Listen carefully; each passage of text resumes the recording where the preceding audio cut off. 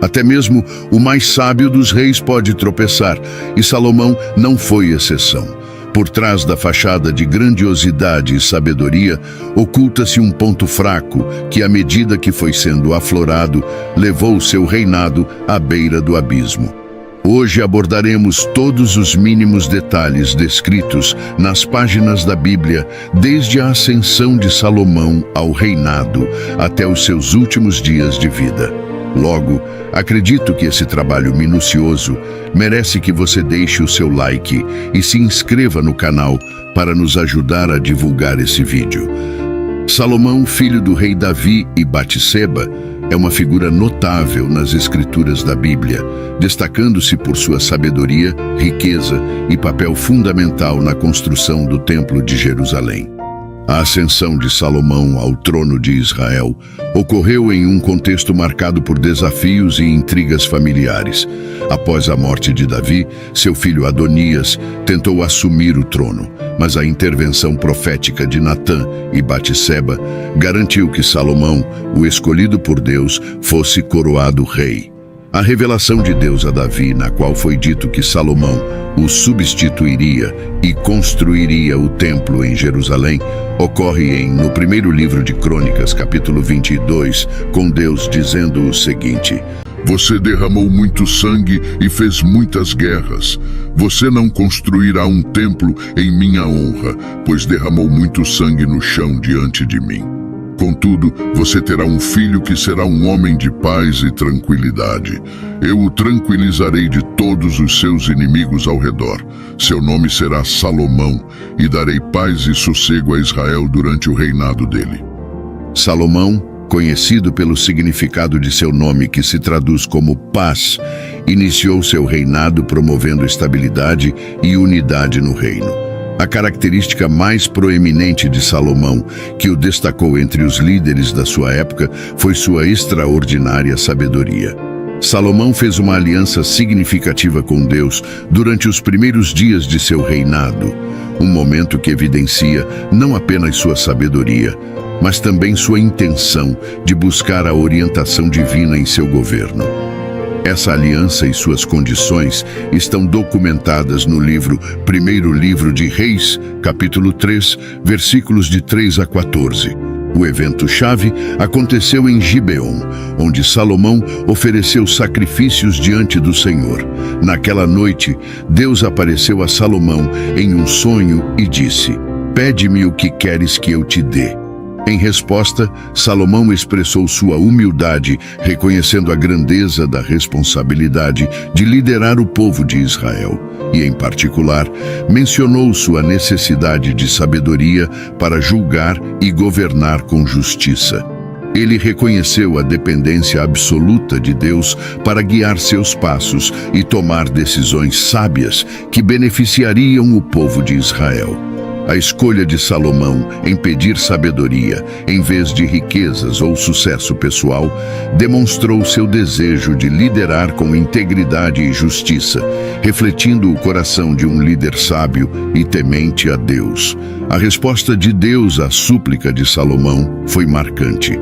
Deus elogiou a escolha do rei e, além de conceder a sabedoria que Salomão pediu, também prometeu bênçãos adicionais, incluindo riquezas e honra, que seriam incomparáveis em toda a história de Israel. Um episódio famoso que ilustra essa sabedoria é o julgamento das duas mulheres que disputavam a maternidade de uma criança. A narrativa, encontrada no primeiro livro de Reis, capítulo 3, versículo 16 a 28, descreve duas mulheres que viviam juntas e deram à luz na mesma época. No entanto, uma das crianças morreu, levando ambas as mulheres a reivindicar a criança sobrevivente como sendo sua própria. Diante desse impasse, as mulheres compareceram diante do rei Salomão em busca de justiça. Em vez de tomar uma decisão precipitada, Salomão propôs uma solução extraordinária. Sugeriu dividir a criança ao meio e dar metade para cada mulher. A resposta de cada mulher revelou a verdadeira mãe. A mulher que genuinamente amava a criança implorou ao rei para não ferir a criança e, em vez disso, sugeriu que a criança fosse dada a outra mulher. A outra mulher, que não era a mãe biológica, concordou com a proposta de divisão. A resposta astuta de Salomão revelou a verdadeira mãe, a mulher que estava disposta a abrir mão da criança para protegê-la do dano. Salomão, então, proclamou que a verdadeira mãe era aquela que demonstrara um amor materno genuíno e ordenou que a criança fosse entregue a ela. Além de sua sabedoria, Salomão também ficou conhecido por suas realizações notáveis, incluindo a construção do Templo de Jerusalém.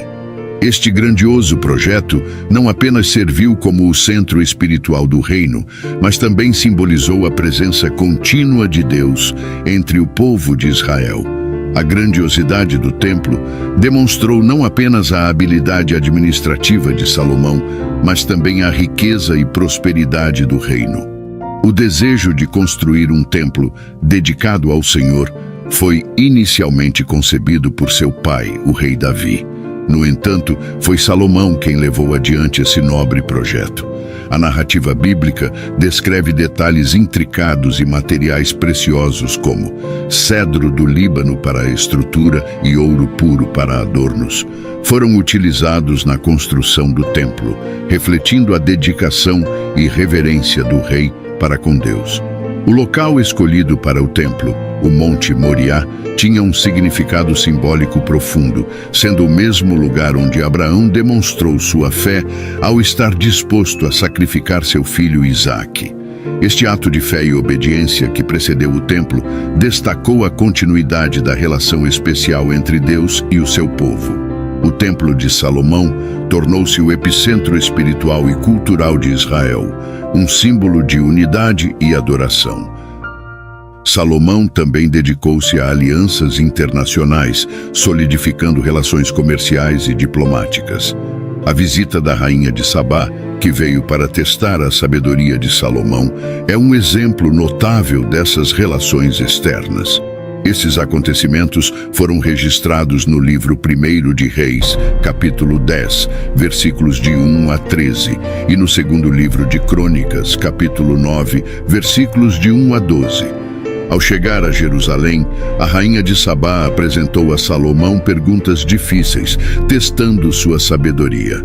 A Bíblia relata que Salomão respondeu a todas as perguntas dela e não houve nada que ele não pudesse explicar. A jornada da rainha até Jerusalém foi marcada por uma caravana impressionante, carregando uma abundância de especiarias, ouro e pedras preciosas. A troca de presentes durante a visita ressalta a natureza diplomática desse encontro. Além da visita da rainha de Sabá, Salomão também estabeleceu relações diplomáticas com outros reinos. Ele fez alianças matrimoniais com princesas de nações vizinhas, como o Egito e a Fenícia, prática comum na época para fortalecer alianças e promover a paz entre os reinos. No entanto, ao longo de seu reinado, Salomão não foi imune a falhas.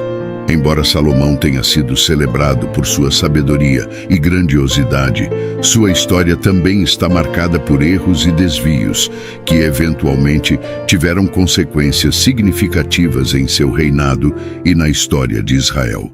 Um dos principais desvios de Salomão foi seu envolvimento com mulheres estrangeiras em desacordo com as instruções divinas. A Bíblia relata no primeiro livro de Reis, capítulo 11, versículos de 1 a 3, que Salomão amou muitas mulheres estrangeiras, além da filha de Faraó, e tomou para si princesas de nações vizinhas, contrariando a lei de Deus, que proibia casamentos com mulheres que adoravam outros deuses.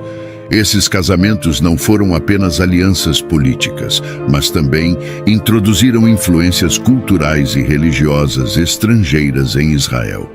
As esposas estrangeiras trouxeram consigo suas práticas religiosas e, gradualmente, exerceram uma influência negativa sobre Salomão.